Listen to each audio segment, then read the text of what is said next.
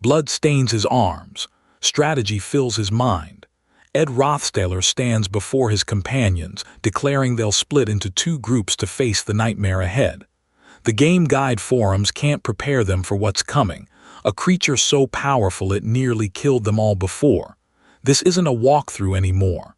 This is survival. Recognition sparks terror. Ed Rothstaylor, here, now. Clevius erupts in fury, questioning if this is some sick joke. But Ed's pale face splits into an unsettling grin as he demands to be heard. Their target looms in the shadows, Takan, the fire spirit summoned by Yennekar's possessed form. The blonde boy's voice cracks with urgency. They need to get past Takan to reach Yennekar, consumed by the dark spirit Velosper. But the red-haired girl shakes her head grimly. This Takan isn't like before, its hide is impenetrable, and their previous retreat was pure luck. They're arguing about fighting death itself. Who will be the bait? The question hangs like a death sentence.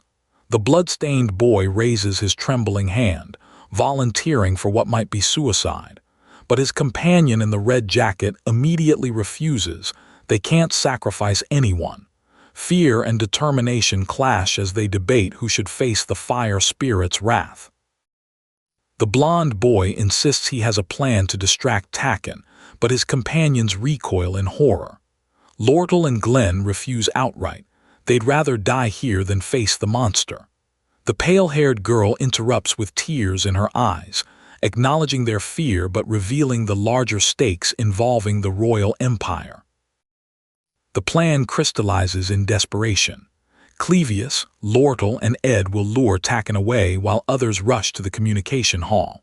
The white-haired woman's warning echoes ominously. Don't get yourselves killed. But as the fire lizard's growl reverberates through Nail Hall's corridors, survival seems like wishful thinking. Clevius trembles despite being the top combat student. The dark-haired girl reassures him, but doubt flickers in the white-haired boy's bloody gaze. Why is Clevius so confident? What plan lurks beneath his cowardly exterior? The blue dragon's presence grows stronger with each thunderous step. The dark-haired boy finds his courage at last. Following the princess into this hellish oven, he's no longer alone. Maybe, just maybe, he can be brave this time. The shadowy beast with blue flames growls below as brilliant light emerges, signaling the attack is about to begin. The blonde boy screams in panic the battle has begun, but Lortel stares in confusion as the confrontation space lies empty. Then the growl comes from behind. The massive blue dragon with flames adorning its body towers over him, sword trembling in his grip. His realization hits like thunder. They tricked me. Clevius screams through the corridors, purple hair wild with rage. Why would they abandon him? The red-haired girl exhales with relief as they plan their escape to the communication hall. But the masked character with tattoos interjects Clevius isn't meant for sacrifice. A thunderous boom shakes the walls. Outside Nail Hall's training facility, Lortel stands with determination blazing in her purple hair. She'll play the most crucial role, forcing a path to Yennekar while dealing maximum damage to Takan. The nervous figure contemplates their chances. Anyone else would hesitate to attempt something this dangerous. The dark-haired boy's solution is brutally simple. Just blow it all up. His confidence radiates as energy builds around them. The rumbling intensifies, structures begin to crumble, and debris explodes from the darkness. Sometimes the most audacious strategies are the only ones that work. It's time to shine. The girl with dark hair and red hoodie commands the stunned group as crackling energy fills the air. The red-haired girl with blue eyes smirks, remembering when she demolished the main hall roof with intermediate magic during training. Ed Rothstaylor, quite amusing indeed. The red-haired girl moves through dim corridors as ghostly blue aura emanates danger nearby. Behind her, the purple-haired boy screams his fury at Lortel and Ed's betrayal. But Lortel calculates grimly. Even if they succeed in getting through, she'll still have to face Takan afterward. We can't escape. The spiky-haired boy's anxiety shows, sweat beading, as he admits their previous failures against Takan's impenetrable hide. But Lortel counters with fierce confidence. She can deal with that armor if everyone charges up and gets ready. A silver-haired figure leaps into action while red hair flashes through icy attacks. Crackling energy fills the battlefield as two figures stand against the roaring creature. Ice shards explode around them, but their attacks prove useless against Takan's legendary hide. The light-haired boy wipes sweat from his brow, voice trembling with desperate realization.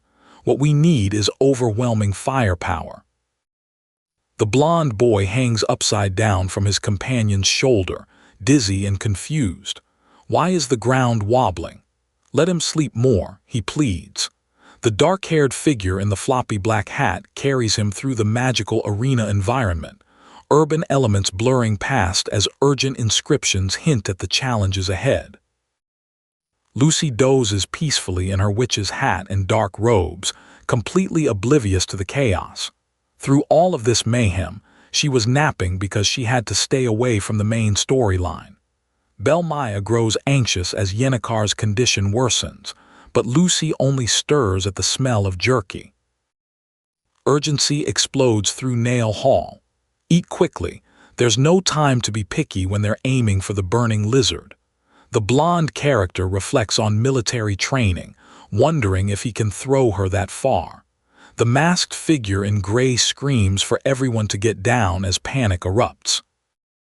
Lightning crackles as the dark-haired boy in red unleashes his magic. The hooded figure pouts, calling him mean as brilliant flashes illuminate the scene. From his higher vantage point, the light-haired boy looks down with worry, contemplating the chaos below. Then the words appear like thunder, divine judgment.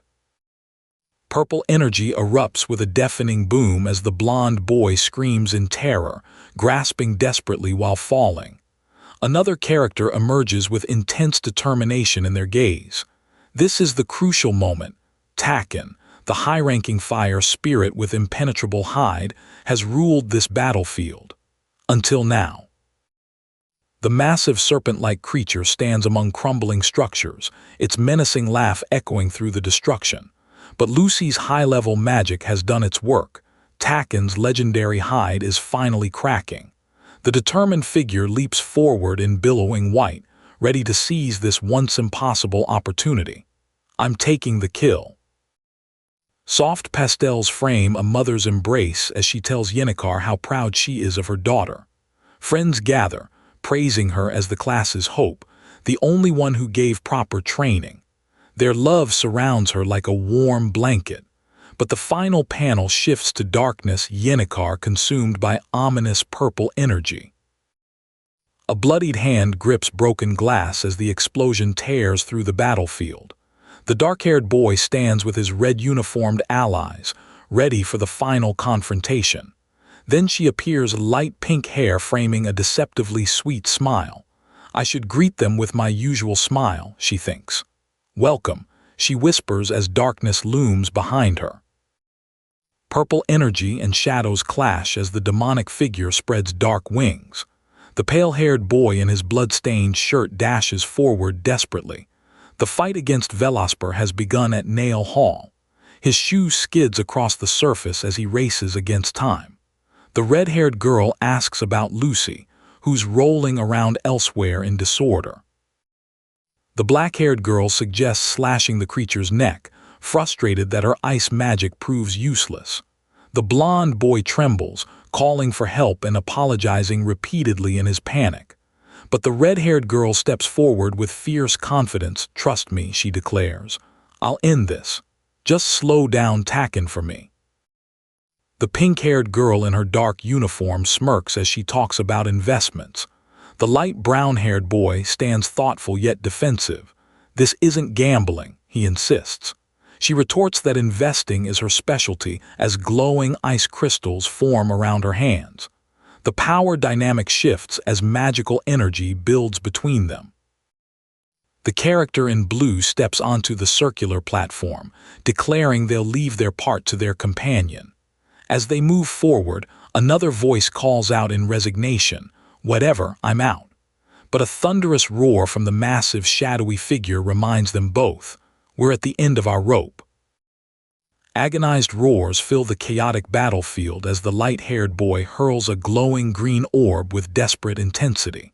The dark-haired girl crouches in shock, her wide eyes reflecting the menacing red aura that looms nearby. What is that?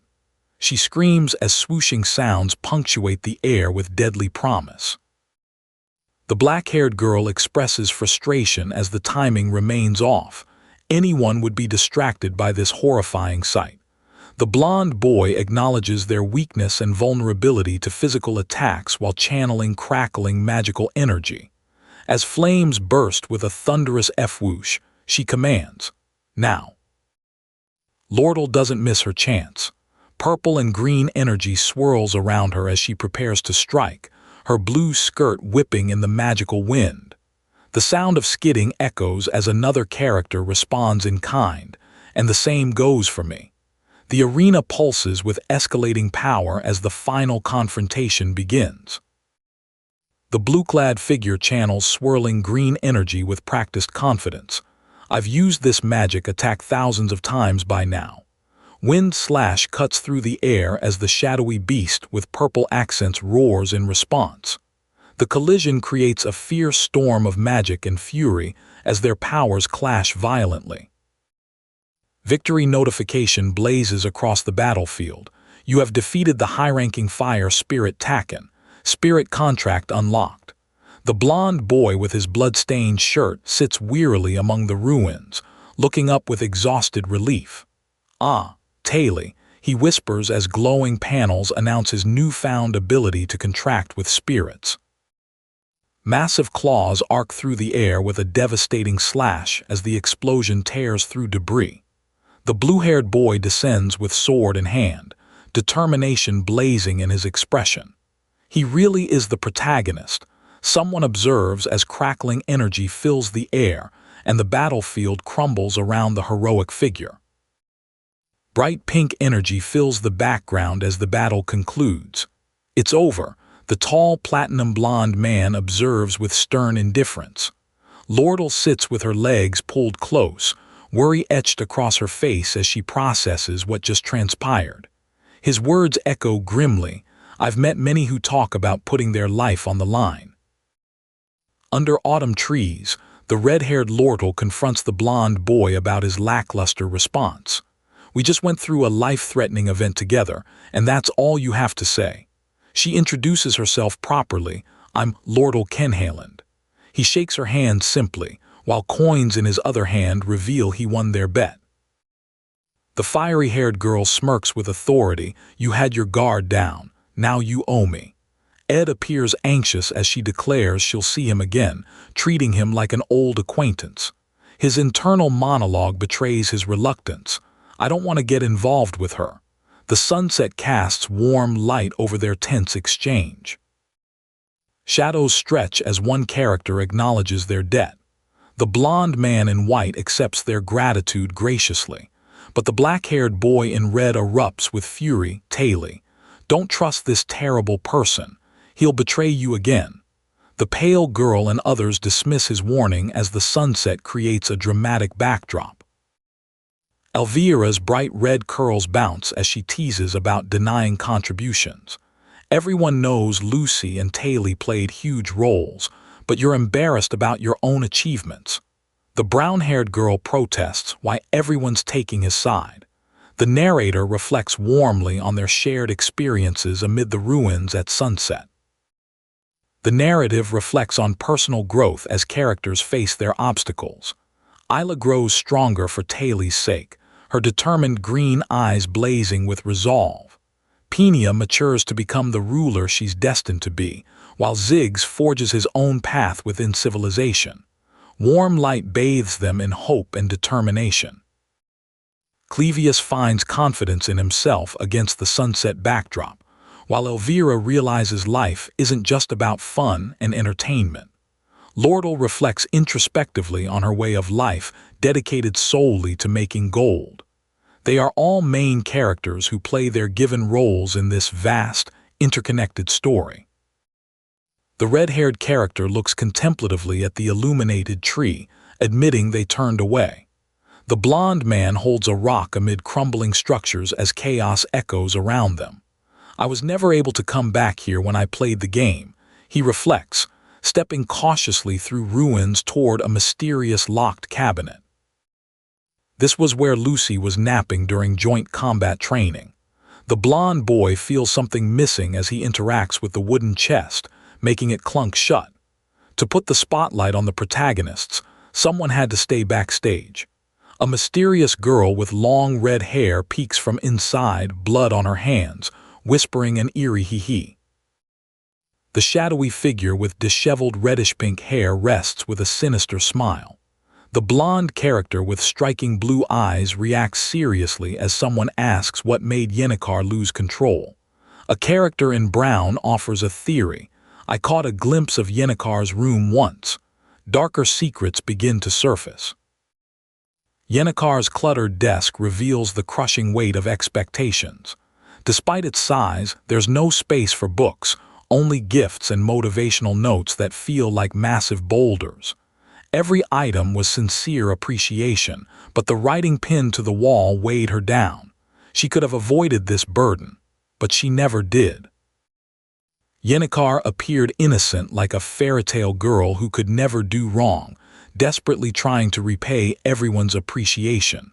But the reckless pressure was obvious. The darkness inside her was enough for Velosper to take hold. But why did this happen a month before it should have?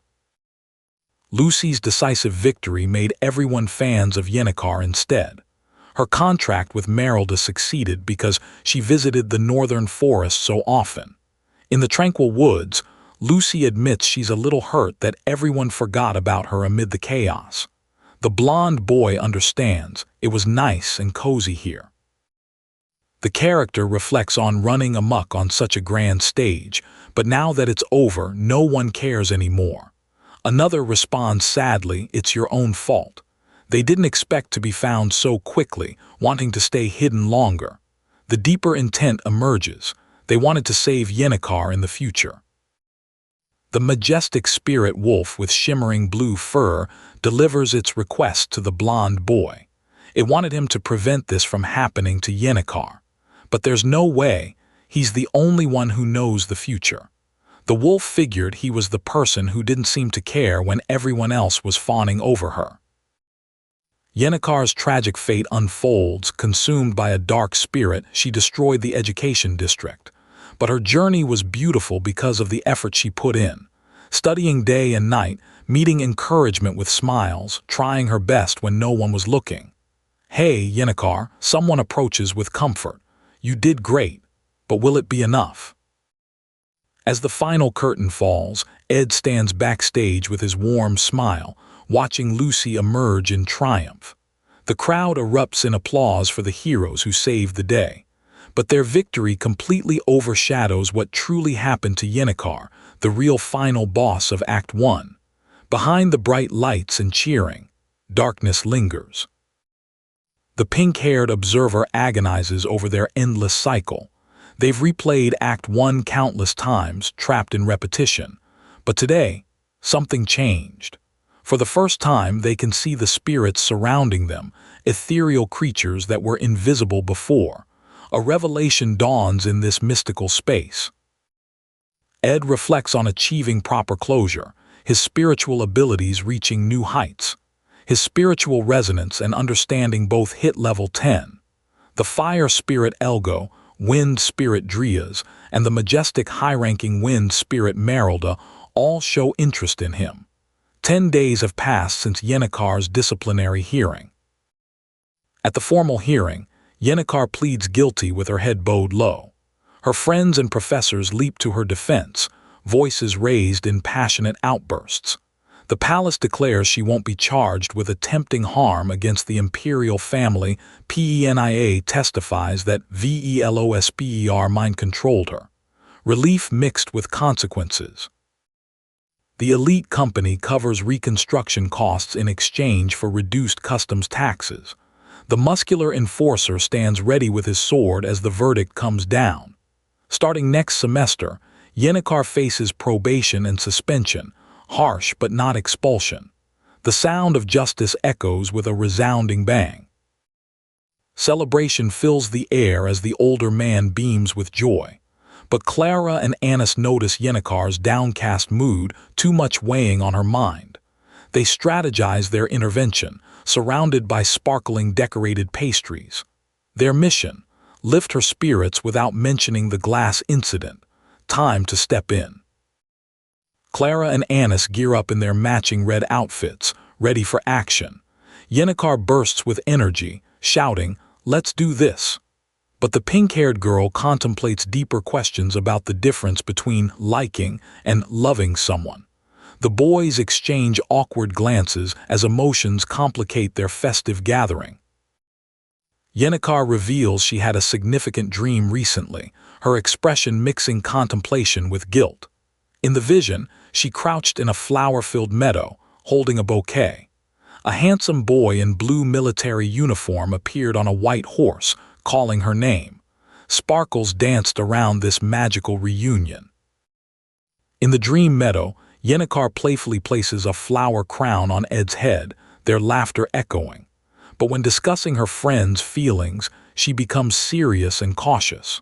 Sudden realization strikes. She remembers something important about Amidst and rushes away, leaving Ed confused in the flowers. The pink-haired boy gulps nervously. If Yennekar's in love, the gossip will be unstoppable.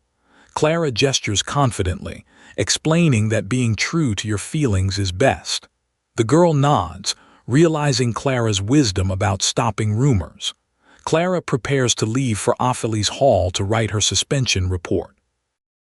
Clara waves triumphantly, slamming her hands on the table in exhausted victory. "I did it, Amidst." Meanwhile, Ed reflects on his past financial struggles. Thanks to Penia's recommendation, he no longer worries about tuition. He proudly presents his box of gleaming tools, ready for the challenges ahead. In the leafy forest clearing, Yennekar fidgets nervously when Ed approaches.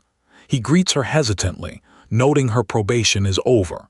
She flinches at his sudden appearance but manages a nervous, "Hi, Ed," before abruptly deciding she has things to do and dashing away through the filtered sunlight.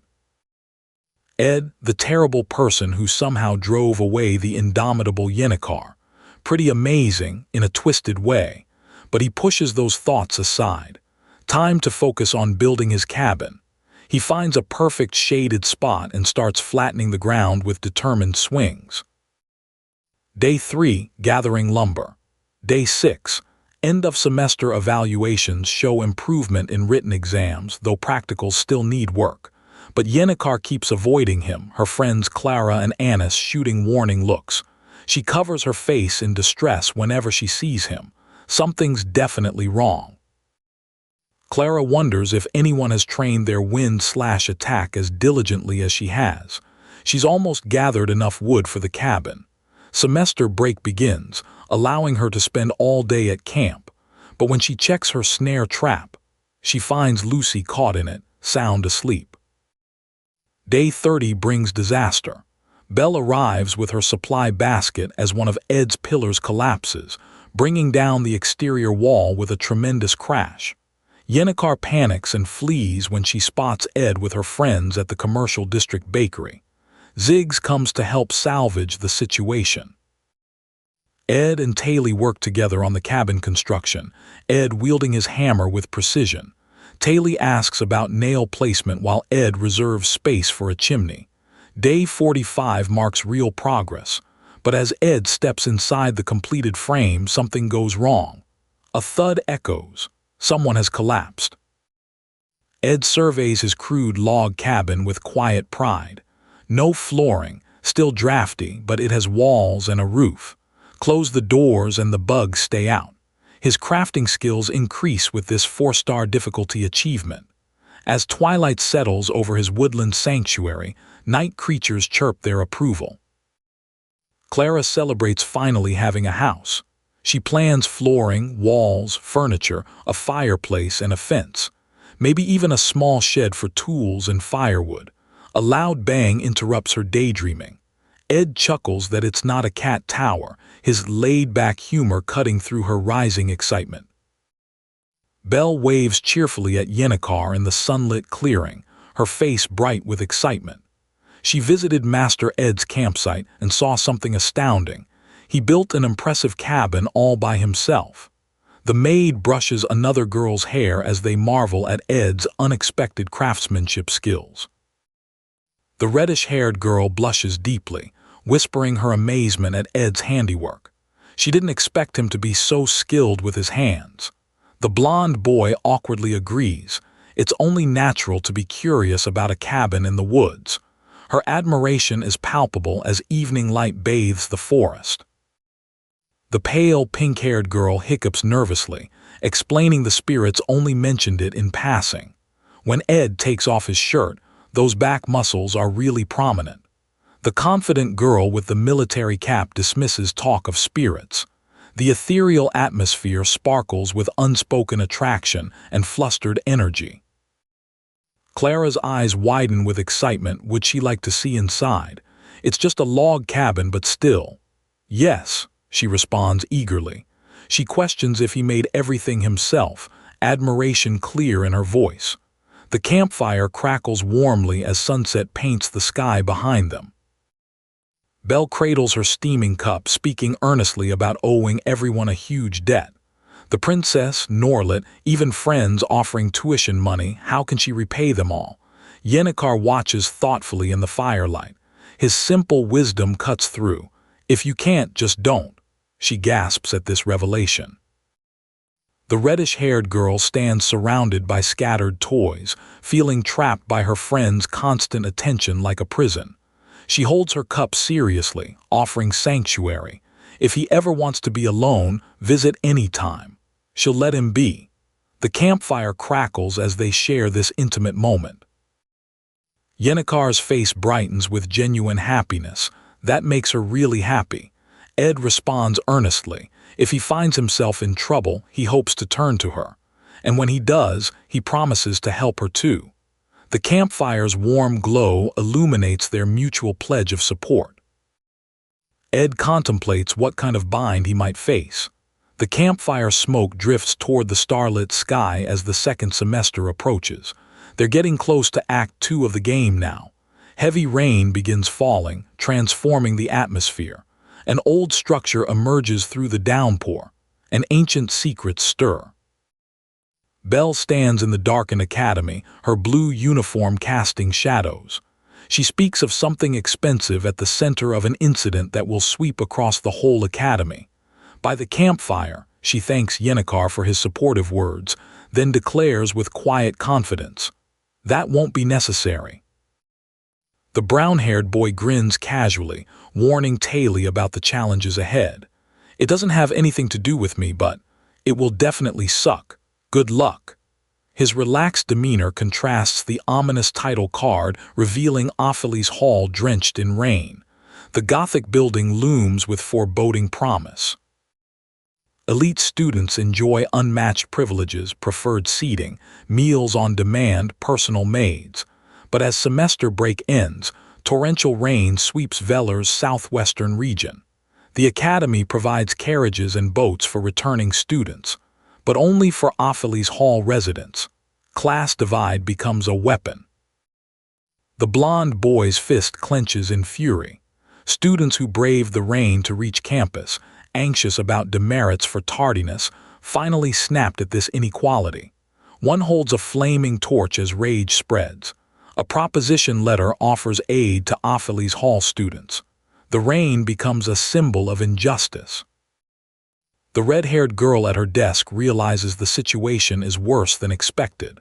Through the rain, Willain, skilled at mob speeches, stands ready to exact revenge against the academy. The merchant contacted him ahead of time. Complaints against the academy reach an all-time high. Revolution brews. The sealed proposition suggests giving elite students a grace period of several days. The silver-haired woman in flowing red and her maid represent the power structure supporting this privilege. But three agitated young men shout in protest. The very suggestion of such favoritism enrages the regular students. Flames suddenly erupt as chaos begins. The more property damage to Opheles Hall's priceless artworks, the better for the Elt Company's business negotiations. The slick-back man and gray-bearded authorities contemplate grimly. A shadowy figure with glowing blue hands holds an ornate magical tome. Destruction is the goal. The red-haired girl stands by the rain-streaked window, contemplating her guilt for past complacency. Rain pelts the glass as she touches it, seeking connection. No sign of light breaks through the dark clouds above. The storm mirrors her inner turmoil about the chaos she helped orchestrate. She reflects on how much darkness has seeped into her soul. Countless schemes scattered across her desk prove her transformation. She became someone who never reveals true thoughts, always seeking to trick and suspect others. The darkness has taken root, regardless of her regrets. Footsteps echo in the grand interior as Lortel stands alone by the luxurious window, her pink hair catching dim light. She gazes out with melancholy, feeling profound loneliness despite the hopeful environment surrounding her. Her pale hand reaches toward the glass, yearning for connection in this gilded prison. A shadowy mastermind orchestrates from behind red-eyed darkness. Students shout demands for equal treatment. This is a place of learning. The hooded figure calls for answers while a terrified blonde maid panics. I need to report this to the head maid right away. Chaos erupts in Opheles Hall. In dimly lit Opheles Hall, Decoy Tot looms over the frightened white-haired maid with his glowing red eyes. She gasps and flails her arms. What's going on? Who are you? His dark hooded figure kicks the door with force. Terror fills the shadows as the infiltration begins. Rain pours as the door bursts open. Two shocked students, one dark-haired, one light-haired, react in disbelief. Let's get inside. The hooded figure emerges from shadows, rallying others. Let's make our voices be heard. Phase 1 of the operation targets the main office on the 4th floor. Ed stands in the rain, droplets cascading down his confused face. He's supposed to guard the 1st floor. But how did he end up as a mid-boss? His mission was to go somewhere else entirely. Now he's trapped in a role he never wanted, questioning how this all went wrong. 2 days ago, under bright skies, Ed's combat skills revealed harsh truth. Despite being a combat beginner specializing in archery, his talent is minimal. He crouches in frustration, reaching for fallen fruit after another failed shot. Time to force himself to practice hunting with the bow again. In the sunlit forest, a shirtless young man with sculpted muscles practices archery, aiming at a grazing deer. Despite a whole semester and half the break, his skills haven't improved much. The blonde observer watches as the archer greets him with "good morning" and counts 1, 2. Magical energy swirls with a pew as the witch in her pointed hat and pink dress mentions her 3 noteworthy visitors. The first is a genius mage who visits randomly. The light-haired boy excitedly suggests adding a back door and chimney to the cabin while his companion looks mildly annoyed. Ed worries about making glass window panes, sweating nervously about using too much magic near the cabin. The blue-haired girl encourages adding a ceiling window too. A cheerful pink-haired girl arrives with a basket of eggs, bright smile radiating warmth as she helps with chores and chats with spirits. The pink-haired girl with red bow expresses gratitude while the blonde boy compliments her knowledge. She blushes at his praise, creating light-hearted tension. But when discussing Lucy's camp visits, her expression darkens mysteriously against a dramatic background. Sometimes she's impossible to understand, he reflects under the full moon. In the forest shadows, the red-haired girl in her black skirt and white blouse steps forward confidently. She reveals herself as the golden daughter she's been waiting. Behind her, the pale-haired girl watches with concern. The brown-haired boy groans worriedly. Lortel is the mastermind behind Act 2's incidents. Ed refuses her offer, knowing she's gathering people for her Opheles Hall scheme. But there's a problem. Todai fainted during a confrontation that was supposed to go differently. The red-haired girl leans forward demandingly. "Tell me everything." Todai was meant to pick a fight with Taylor instead. The brown-haired boy screams in fury, calling someone an insect even worse than Ed Rothstaylor. Punch. He takes a blow to the face and tumbles to the ground with a thud. Elvira mentioned she never saw such anger, but was he defending Taylor or Ed? The confrontation explodes. Outside Opheles Hall under twilight shadows, Lortel smirks confidently in her dark high-collared outfit. She offers Ed money for a simple favor, get inside and stay hidden, but he's skeptical about trust and vulnerability. "You were kicked out," she probes. "Don't you want revenge against the Academy?" The trap closes. Under the cover of night, Lortel makes her proposition crystal clear. 20 gold coins. Ed weighs his options, knowing revenge isn't what drives him but survival is. Their hands clasp in the darkness, sealing a partnership that will change everything. The storm rages as Ed contemplates by his campfire, understanding the full scope of Lortel's scheme. She's not just targeting the Academy's finances, she's reshaping the entire power structure. Her plan will create a company within the Academy walls, holding Princess Pina and the Student Council in check. The blonde student flips through his book, calculating odds like a seasoned gambler. Whoever Taylor sides with will win, and he needs to choose the victor. Meanwhile, his companion braves the rain, offering comfort despite the harsh conditions. By the crackling campfire, Ed and the red-haired girl share a moment of warmth amid the chaos. She reminds him that the break is ending time to gather his belongings from Opheles Hall. Her offer of extra supplies shows the bonds forming in this wilderness sanctuary. Rain falls like judgment as Lucy stands in her wide-brimmed hat, forced to confront her choices. Ed dismisses concerns about her, reassuring Yennekar with casual indifference.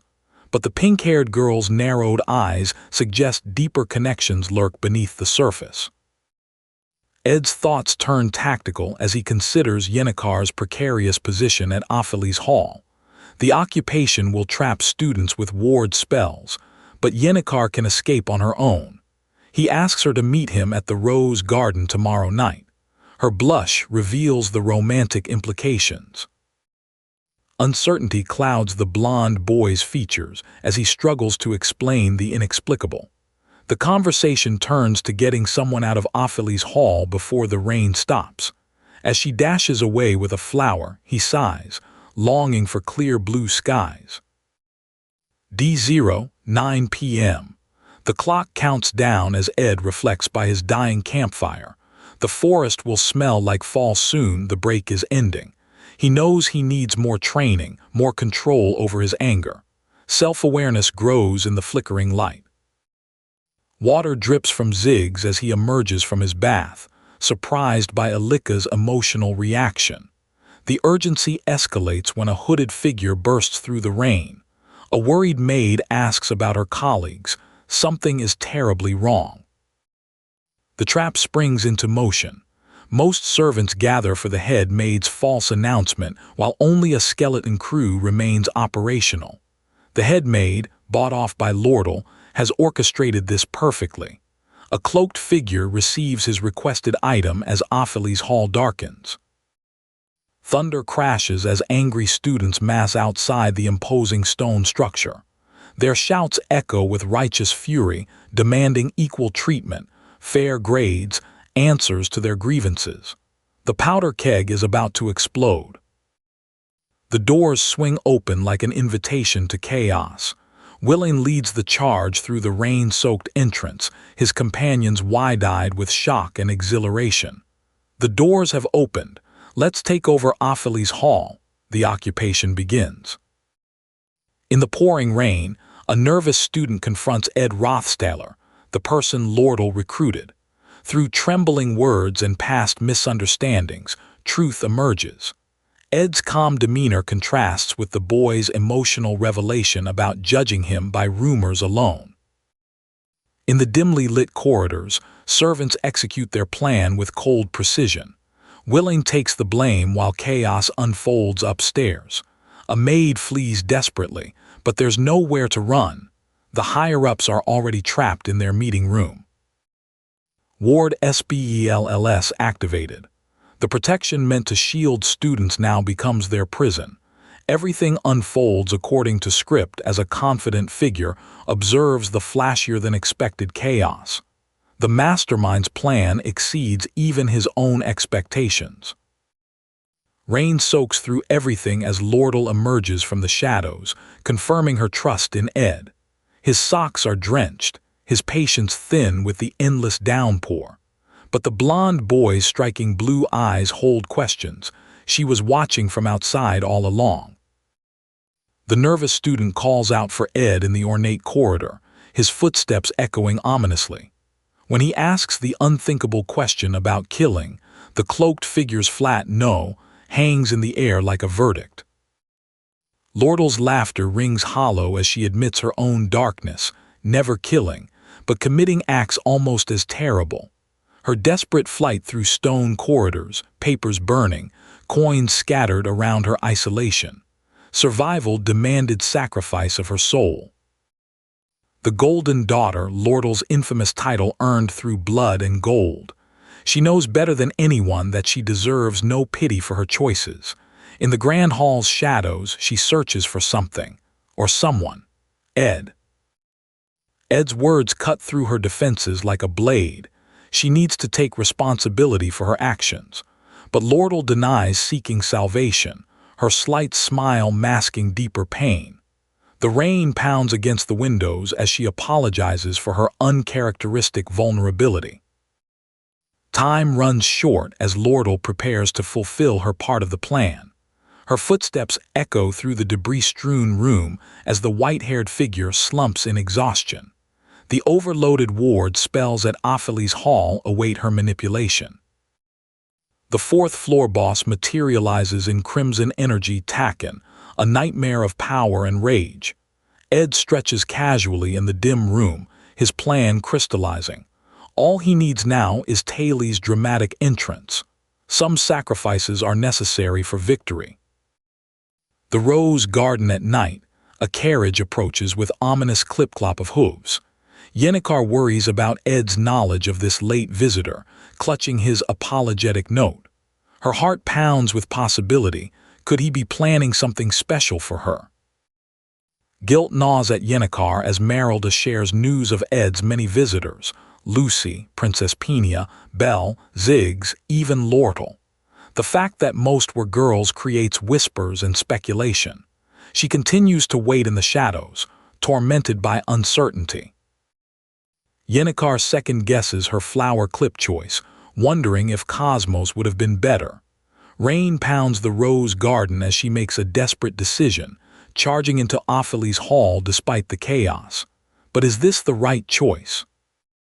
Outside the Grand Academy, Elvira's red eyes blaze with fury over her precious medicinal herbs. Taylor suggests waiting for staff while Isla tries to intervene. But Elvira won't be stopped. She prepares to storm in alone with alchemical reagents at the ready. In Opheles Hall's dim corridors, they discover him, Ed Rothstaylor, sitting calmly amid overturned furniture. The brown-haired girl's shock is palpable. "You're Ed Rothstaylor." His back to the stairs, he's clearly planning to stop them from advancing. The evidence of struggle surrounds them, furniture upturned, chaos evident. Elvira observes with intrigue, recognizing Ed's strategic positioning. He apologizes but remains firm. You can't get past this point. The confrontation is inevitable. Elvira's confidence drips with condescension as she mocks Ed's abilities. A second year who can only cast basic spells against her elite team, a skilled sword fighter, a competent mage, and herself, the top alchemy student. The odds seem insurmountable. The battle explodes into motion. "I'll have to force you to talk." The sword fighter rushes forward with his blade while Ed tosses an object with calculated precision. Elvira watches from the shadows as magical energy begins to flow. Ed raises his arm with confidence, channeling magical energy in brilliant greens and blues. His strategy becomes clear: target the weak mage first. Wind slash. The spell cuts through the air with devastating precision. The green energy blast tears through the room with visceral force. The sword fighter charges forward, eyes blazing with determination, but suddenly crashes backward in shock. The glowing threat materializes, escalating the danger beyond their expectations. Chaos erupts as the team scrambles to regroup. What was that noise? Taylor frantically checks on Isla, who assures her she's fine despite tripping. But as blue light illuminates Isla's serious expression, something ominous lurks in the shadows. Elvira's eyes widen as realization strikes. So, you're serious, huh? Her scattered bag reveals colorful vials rolling across the floor, one glowing ominously. The rumbling from upstairs confirms her worst fears.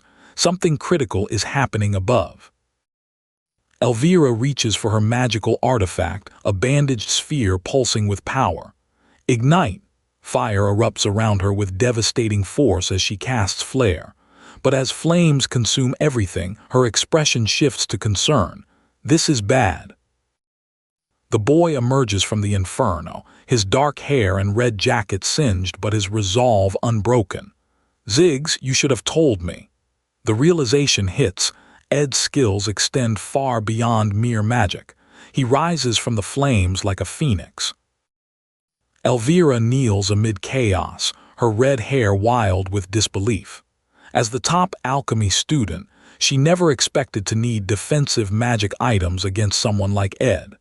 But when the chandelier drops, the terrible truth becomes clear. Her eyes blaze with fury as she realizes Ed's true strategy. Just to target my bag. But logic pierces her anger. He would have targeted her directly, not her equipment. This is Ed Rothstaylor. There's more to his plan. Elvira raises her hand with renewed determination, imbuing her artifact with resistance and strength. I can use magic to put out the fire.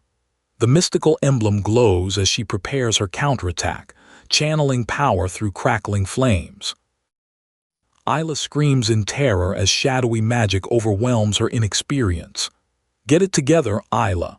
Despite her magical knowledge, she's just a first-year facing combat for the first time. Her adversary prevents any advance, keeping her pinned down. The sword fighter calls to Taylor. Can she take down their opponent if she gets close enough? Her red hair blazes with determination as she responds with fierce resolve. This isn't about whether I can, I have to. Courage overrides doubt. Elvira's fiery determination ignites as she declares, I like your spirit. The battlefield becomes her stage as she dashes away from the swirling flames, her movements graceful yet urgent. The fire responds to her call like loyal servants. Elvira greets the flames like old friends. Did you miss me, my babies? Her auburn hair flows as she conjures a brilliant green magic sphere. Meanwhile, her ally channels wind magic, their spells coordinating in perfect destructive harmony. The spellcasting duel reaches its climax as Elvira hurls her luminous green orb forward. The glass-like sphere shatters on impact with a devastating beam. Night butterfly flowers and arrowroot mushrooms, imbued with magic release, her special reagent activates. Taylor explains her devastating spell with focused intensity, to restrict the release of mana and temporarily neutralize anything created by magic. The muscular creature takes a crushing blow, falling hard as her anti-magic reagent takes effect. Do you know what that means? Taylor urges her allies to stop acting aloof.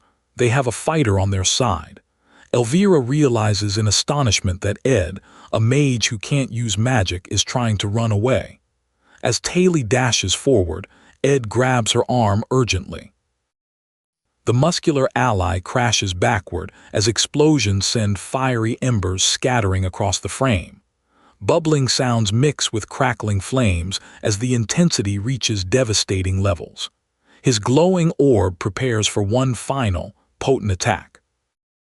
The dark-haired boy raises his sword with grim determination, warning about the spreading fire in Opheles' hall. If flames reach the hallways, innocent people will die. Meanwhile, Taylor shouts her name exuberantly, ready to end this before anyone gets hurt. Taylor continues her incantation, confirming all flammable materials have been removed. But as fire erupts with devastating force, another voice screams in horror. No, Tayle. The carefully calculated plan reveals its true, terrifying scope. Taylor charges through the chaos with bow in hand, his focus unwavering amid flames and debris. The bloodied opponent reacts in shock. He can use a bow. As Taylor prepares to block an attack, he suddenly realizes the arrow wasn't aimed at him. But where was it aimed? Isla charges forward with desperate determination, her red cape flowing behind her. But the harsh reality hits. She can't even cast a basic defense spell right now. As electricity crackles dangerously around her, she screams for her ally, fear evident in her wide eyes. The blue lightning sphere forming between another character's hands signals imminent danger. The boy in the red jacket stares in disbelief at the arrow. It has fabric instead of a proper arrowhead. Their opponent was holding back the entire time. Panic sets in as he warns Taylor to watch out. Meanwhile, the blonde fighter prepares his next move, blood on his face but determination in his eyes. Boom! An explosion from the second floor shakes the building. The messy-haired character wonders what's happening while Taylor declares they'll die if they stay put. Act 2 begins, the occupation of Opheles' hall's second-floor boss. Creepy Clevius breathes relief at his escape, but another explosion rocks the chaos as Taylor runs with renewed determination. An ominous sound echoes through the hall. The red-haired girl gasps in shock at what she sees, a bloodied man slumped against the wall in despair. Flames consume the room as furniture burns around them. A character in black grips the wounded blonde man's shirt, demanding to know why he would go this far. Frustration boils over as one fighter admits they hate this manipulation. They were playing right into their opponent's hands the entire fight. The blonde boy sits contemplatively, magic glowing in his palm, while another bloodied fighter asks if they're finished. Something is definitely wrong about this entire confrontation. The boy in red stares wide-eyed, unable to comprehend why their opponent fought so hard only to go easy on them. Behind him, two girls in matching red jackets look equally stunned. The blonde girl with blood on her face fixes them with her icy blue eyes, while the red-haired girl angrily vows she won't let this betrayal slide. The red-haired girl's eyes blaze with orange fire as she glares with fierce determination. The floor rumbles ominously beneath them. In her thoughts, she carefully contemplates her choices, her anger contrasting with moments of innocent devotion, holding a persimmon flower clip. Her cautious steps on the wet surface echo through the darkened hallway. Chaos and despair paint a grim picture. The red-haired girl embraces the bloodied, unconscious blonde boy while another fighter raises his fist in determination. The cruel gap between happy dreams and harsh reality becomes clear. The boy she imagined meeting at the gazebo now lies covered in blood after an ambush. Ed Rothstaylor appears with a slight smirk despite the injury on his forehead, confidence masking deeper concerns.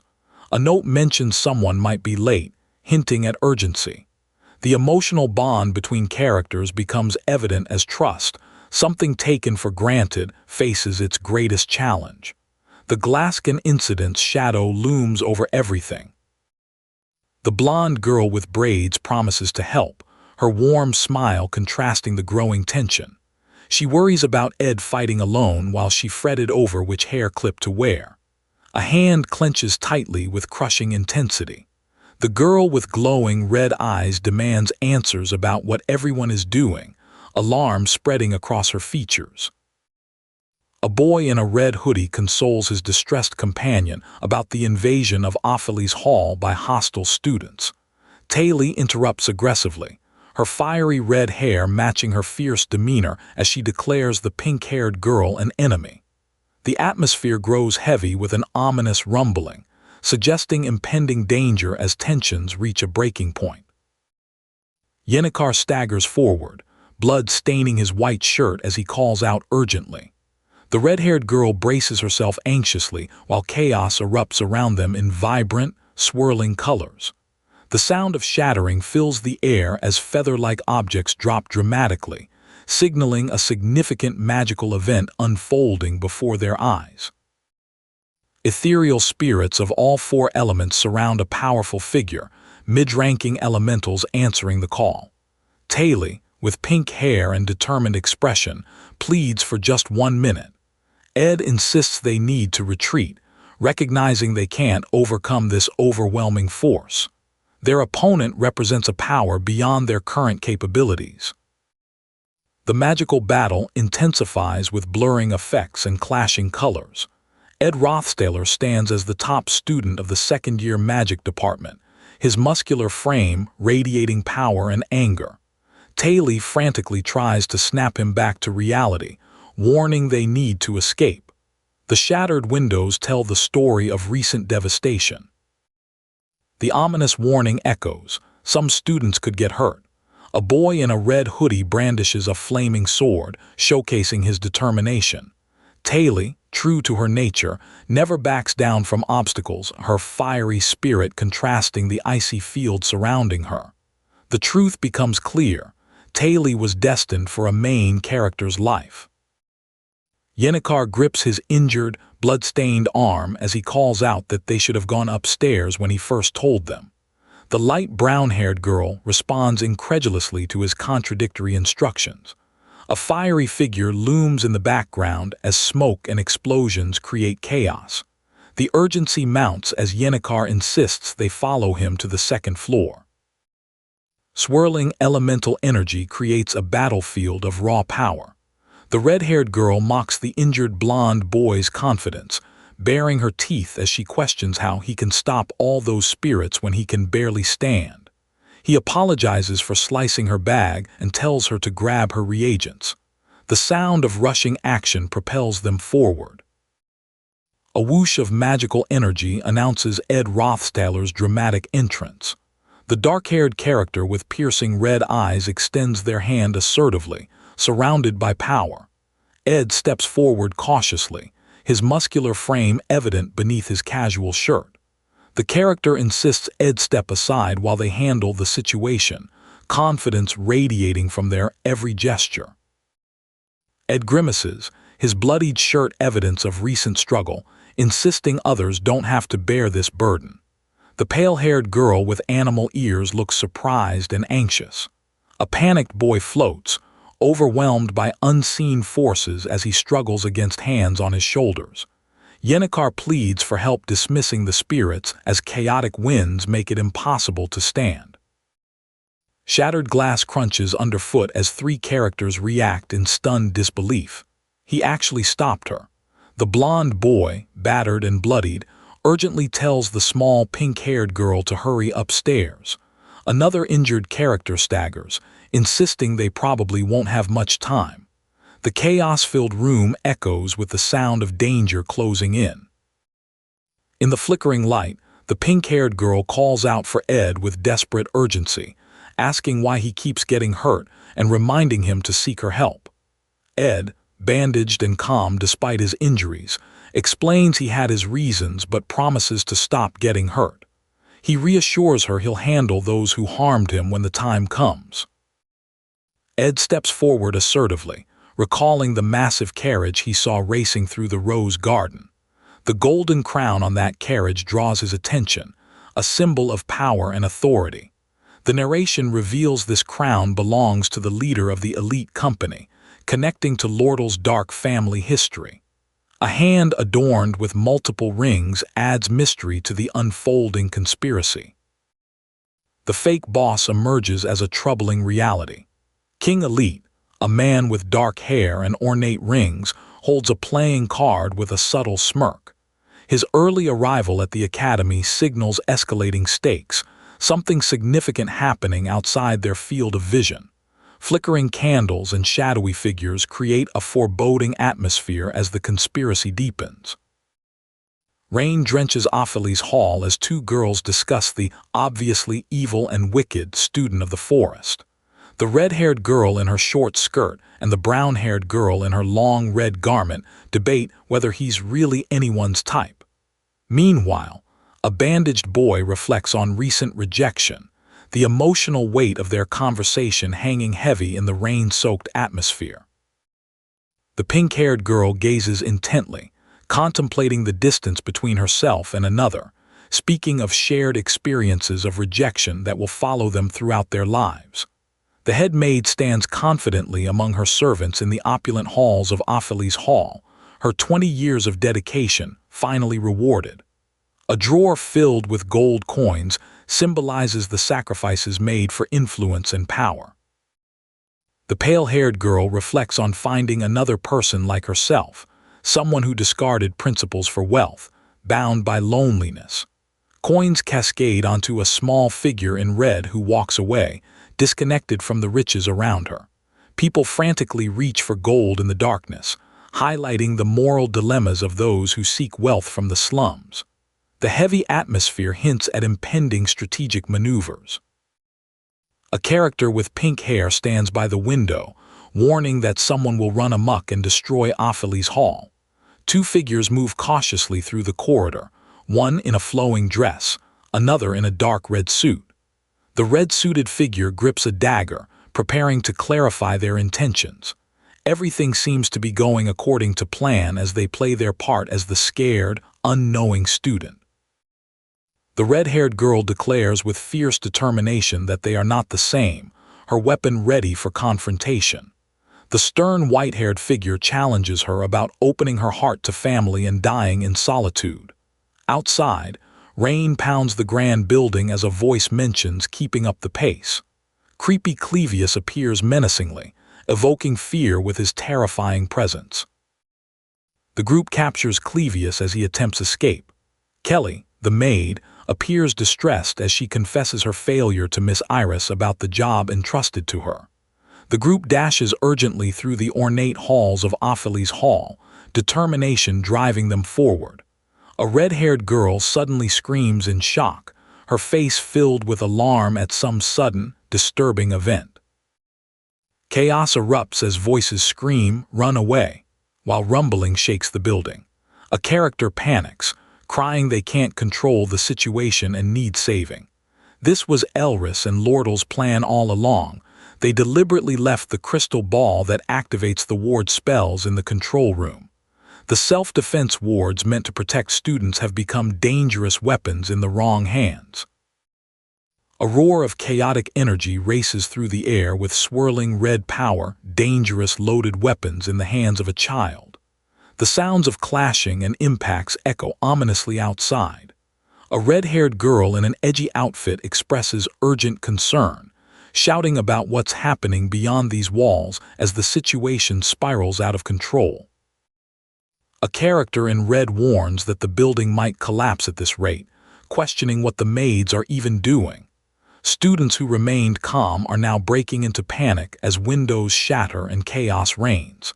The urgent cry to evacuate echoes through the halls as explosive sounds fill the air. Things are getting worse by the second. In the confined magical hallway, Evira panics about butterfly flower reagents, while another character explains they don't work on active magic circles. Green, swirling magical energy prepares with potent sound effects. The assisting magic may be numerous but shouldn't be too powerful. Commands ring out to confront the villain as the tension reaches its peak. A boy with wild black hair screams in panic, running through intense red magical energy while questioning why this is happening to him. The blonde boy with glasses appears determined as bright magic surges around him with explosive sound effects. Dynamic action fills the chaotic environment as flames and energy swirl. His shocked expression captures a moment of realization. Explosive fire blasts erupt with devastating kaboom effects, creating a chaotic inferno. In the rain-soaked aftermath, Ed appears injured with bandages on his torso, blood marking his face. A female character expresses concern about his wounds reopening. Ed dismisses her worry with grim pragmatism, stating most of the blood isn't his. The rain falls around his exhausted, contemplative expression. In the dark rain, two cloaked figures stand before a fancy carriage, plain by Golden King Elt's standards.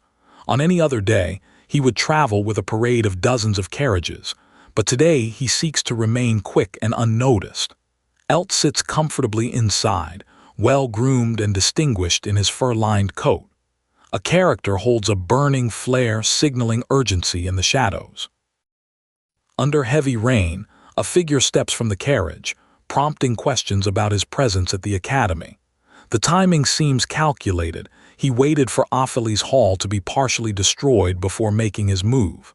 Shani, a maid with dark hair and an umbrella, watches with worried anxiety. The atmosphere drips with suspicion and strategic manipulation. A blonde maid in flowing black trails read magical energy through the dark hallway, her face obscured but her allegiance clear. She is sided with Elt, Lortel's enemy. A white-haired woman wields a glowing blue sword with formidable power. A boy with reddish-brown hair and striking green eyes contemplates the devastating consequences if Elris betrays Lortel. The only future he can imagine is Lortel's downfall. The rain-soaked night reveals the true stakes.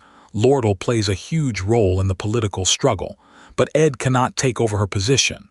A muscular figure walks through the rain with purposeful urgency. Ed, injured and desperate with bloodied bandages, admits he has an urgent favor to ask, but doubts his ability to handle it alone. Yennekar listens supportively despite the grim surroundings. The pink-haired girl in her school uniform exclaims with determination, asking what Ed needs her to do. A letter on the red table begins with greetings to the Golden King, revealing a betrayal plot involving Lortel's alleged treachery against her adoptive father. Miss Lortel knows her adoptive father killed her biological parents.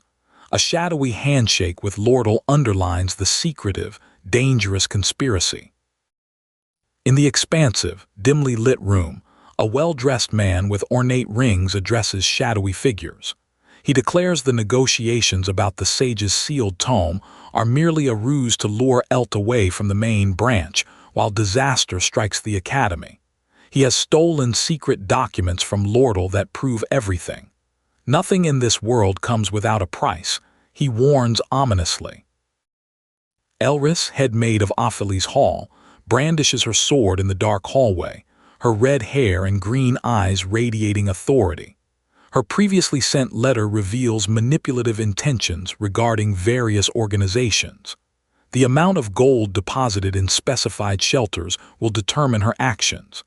A sudden sound suggests someone's imminent arrival. Master Elt approaches, and the power play intensifies. Lortel, regal in her striking red dress, speaks with a dark-haired man who expresses surprise at her shock about their revenge plot against the Golden King. She sighs, acknowledging their similar situations. A sudden explosion interrupts with a massive boom. A bespectacled boy realizes no ordinary villain could control ward spells. The real culprit is Elris, the head maid herself. Two figures in red uniforms warn about a hostage as Taylor prepares for action.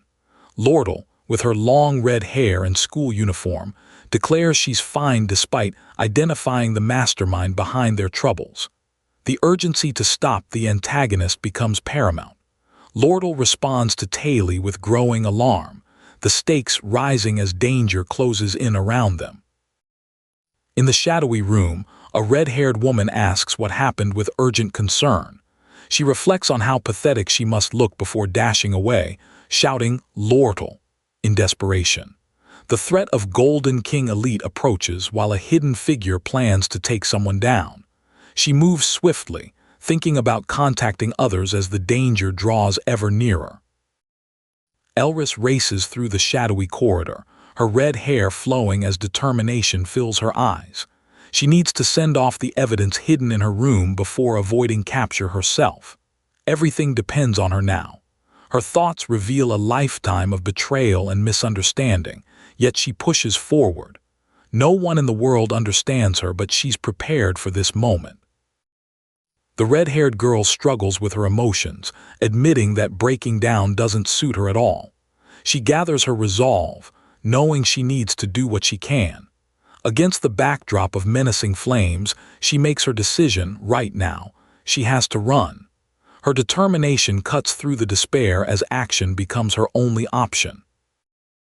Rain hits the window as someone thinks that sending the message will solve everything. In the academy's main hall, a stern man with dark hair and fur-lined collar addresses what appears to be students. He insists they evacuate due to potential building collapse, while cloaked figures position themselves around him. He states he cannot allow anyone to pass until academy staff arrives. A white-haired character with visible bruises engages cloaked figures, explaining he acts on his own judgment regarding safety protocols. The narration reveals 3 individuals vying for control. Lortel seeks vengeance against Elt for her parents' deaths, while Elt means to stop her plot. A mysterious figure weighs options between these 2 powerful adversaries as their fates hang in the balance. Elris contemplates her role in the twisted storyline, her vibrant red hair framing her determined face. Voices discuss her possible betrayal while mentioning Lortel and Taylor. With Elris on the 5th floor wielding her sword, her allies prepare to confront her. The dynamic battle against her red-clad foe showcases the final confrontation. But will trust in her allies be enough to handle what's coming? Elris stands firm, her crimson hair catching the dim light as trust fills her voice. She believes in her allies, their capabilities proven in battle. But across the shadows, another player makes his move. The stern-faced man with slicked hair realizes the truth. If he can stop Elt's machinations at Ophelie's hall, everything will fall into place. In the academy's shadowed corridors, recognition sparks between 2 men. The authority figure in his fur-lined coat addresses the white-haired stranger with sudden respect, Master Kalen from the head company. But something darker lurks beneath this polite exchange. The ominous presence grows stronger, casting longer shadows between them. The story shifts to Lortel's side as chaos erupts. Boom! The explosion tears through the academy walls, debris crumbling like the plans they'd so carefully laid. In the destruction's wake, the blonde boy finds his pink-haired companion still in her room. His voice carries both worry and disbelief. Why isn't she fleeing when everything's falling apart? The muscular man stands amazed. He hadn't expected this mage's power. Yennekar faces Elris, his formal shirt disheveled but his composure intact. Regret colors his words about their past conflicts during Glasslacken. But Elris, her red hair whipping as she gestures frantically, denies any romantic entanglement. Their reunion carries weight, former enemies now standing on uncertain ground. Tension hangs heavy as Ed, bandaged and bloodied, reassures the worried boy with glasses. It wasn't his fault Ziggs had been rude to ask such things. The red-haired girl tries to lighten the mood with animated gestures, but the muscular character's serious expression suggests something darker is about to surface. An apology barely scratches the guilt building in the room. The injured boy's desperation shows as he promises payment later, but the elegant figure suggests contacting academy staff instead, proper protocol for someone of his station. The menacing presence in the fur coat grows stronger, shadows deepening. His taunt about falling for pretty looks carries venom.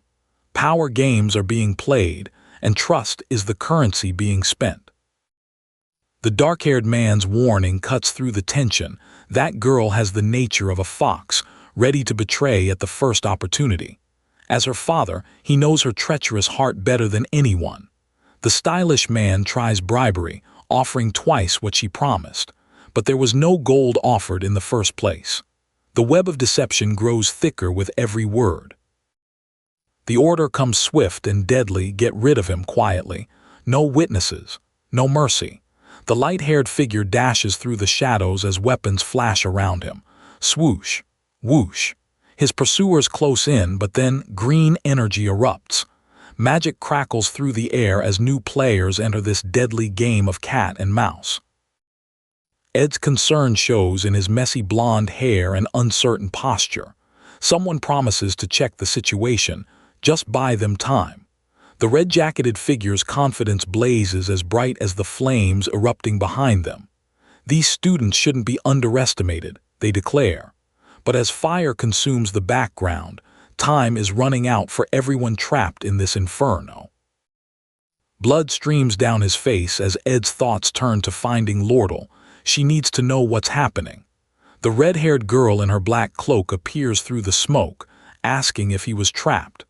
Boom echoes as she suggests the back door. But the real question hanging in the burning air, can he still run when everything's falling apart? The dark-haired leader commands them to follow without falling behind. But the narrative reveals a darker truth. Kindness and trust always have reasons.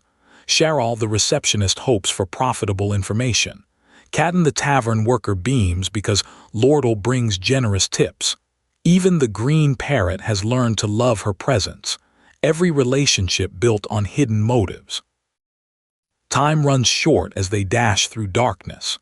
The white-haired figure explains there's no time, Elris betrayed them all. But the pink-haired girl with her innocent smile and bowl of eggs represents something different. She reflects on being raised differently from Yennekar Palarover. Her naive mistake burns in the firelight as bitter acknowledgement of her own foolishness. The silver-haired woman grips her sword, regret heavy in her voice. She had fooled herself into thinking she could trust someone completely, told Elris everything. But her lifetime of survival had been built on never trusting anyone fully. Now she remembers how dirty she'd become, how she could never be pure or idealistic. Trust was her fatal mistake. Ed stands bleeding, shock written across his scarred features. Why is he revealing secrets he meant to keep hidden? The red-haired girl in her dark coat speaks softly. She's sorry, Ed. She can't guarantee the 20 gold coins promised anymore. Her situation has become unstable. But why is she telling him this? Why reveal everything now when secrecy was survival? The pink-haired girl's teal eyes widen in surprise as the dark-haired man grabs her wrist. Time is running out, he insists. If Elk captures her now, her life is over. His grip tightens with urgency. They need to run immediately. Questions can wait. Survival cannot. The ethereal light around them seems to mock their desperate flight from inevitability. The red-haired figure reveals the harsh truth. Kindness without visible reason cannot be trusted. Her father's market manipulation scheme is already in motion. Equipment prices dropped after monster eradications, and now he plans to monopolize the market. The dimly lit armory around them holds the tools of this financial war. Every piece of armor represents profit built on deception. The brown-haired girl in her black hoodie reflects on her mission, sees the tome at all costs. Ed, cuts marking his face, confirms he has all the information needed. The graphics reveal the insider trading scheme. 3 merchants artificially inflating prices through coordinated trades. As the price arrow rises, desperation takes hold. Everyone thinks the same thing, I have to buy it now. The coins scatter under bright light as the merchant conspiracy unfolds. Shadowy figures A and B plot against Merchant A. If they sell their stocks secretly, prices crash. L, the sophisticated man in his fur collar, faces massive losses and potential ruin. But Lortel has spent years buying off dozens of merchants, positioning them as the secret sellers. The trap is nearly complete. The pink-haired girl processes the shocking revelation. The Opheles Hill occupation was orchestrated to force the academy into financial distress. How could someone figure out their scheme so quickly? The dark-haired man, his bandaged arm showing recent battle, gives her the only option left. Send a message to the main branch. Tell them to sell everything, but time is running out. Fear creeps into Lortel's voice as she explains her father's next move: capture her by tonight and force her to expose everyone involved. The blood-stained boy beside her tenses as she outlines the escape plan. They need to reach the northern forest cabin without being seen, but if she were Elt, she'd have people stationed at both bridges. The net is tightening around them. The silver-haired man volunteers to send the carrier pigeon from her room while she writes the crucial message. Just a few words, send now, and the main branch will handle the rest. Thud. The sound freezes them both.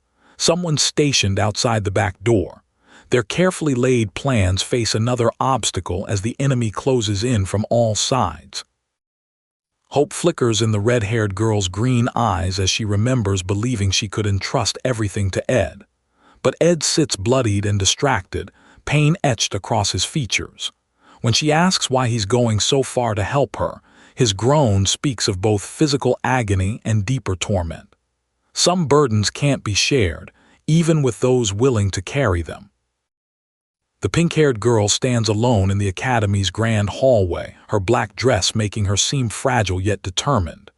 Anxiety radiates from her as she fidgets, the sound of creaking and clacking echoing her nervous energy. Suddenly, SWAA, something impacts the stained glass windows. Thud boom. She collapses as fear overwhelms her, the danger now undeniably real. Thump, thump, thump. The red-haired girl's dread deepens with each sound. Is it from the fight on the first floor? No, it's closer than that. The dark-haired boy, his shirt stained with blood, can barely believe what he's realizing. The battle they thought was distant is right on top of them. The thumping grows louder, more insistent. Danger has found them at last. The crimson-haired girl clutches her chest, tears in her eyes as she recognizes the sound. It's her own heart pounding with terror. SWA. Rain begins outside as Ed emerges from an unexpected doorway. The maid Shani, sword in hand and traditional attire pristine despite the chaos, observes with calculating eyes. How strange indeed that he'd appear from there. Ed's bloodied face shows resignation as he mutters about the situation being somewhat anticlimactic for a final hurdle. The hellish occupation incident is finally drawing to its close, but as his hand rises, marked by the sound effect raise, one last moment hangs in the balance. Even endings can surprise you when you least expect it.